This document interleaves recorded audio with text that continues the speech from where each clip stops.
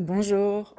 Plusieurs études montrent que le comportement non verbal, en fait, c'est 80% du langage. Ça veut dire que c'est un langage à part entière, au-delà des mots qu'on utilise, des mots qu'on se raconte, qu'on se dit dans la relation.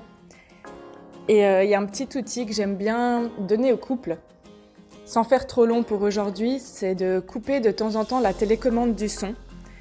Et ça va vous permettre de vous observer, de vous regarder, de vous offrir une qualité de présence au niveau visuel et de vous offrir une qualité de présence à vous-même parce que quand on fait ça, ça nous fait sentir en fait, par exemple, ce qui se passe en nous quand tout d'un coup on voit les yeux de l'autre qui sont fâchés, qui sont déçus.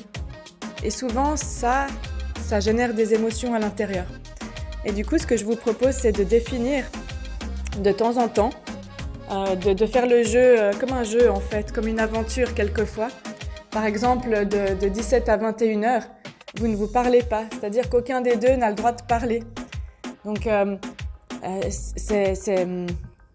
si l'autre, un monsieur m'avait dit oui, mais elle me regarde jamais, donc en fait, je peux même pas mimer. Et au bout d'un moment, il avait pris la spatule pour taper contre la casserole, mais ils avaient bien ri ensemble. Au final, ça les avait reconnectés.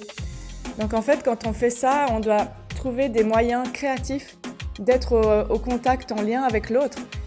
Et c'est toute une danse relationnelle silencieuse qui fait qu'on va plus voir notre corps. Si l'un est trop rapide, peut-être qu'il va essayer de ralentir. Si l'autre ne regarde jamais, peut-être que je vais cultiver un regard un peu plus de qualité. Et c'est assez intéressant de tester ça parce qu'en général, vous allez découvrir des pépites. Et je vous invite à essayer et de découvrir vos pépites vraiment. Alors à vous de jouer, bonne chance.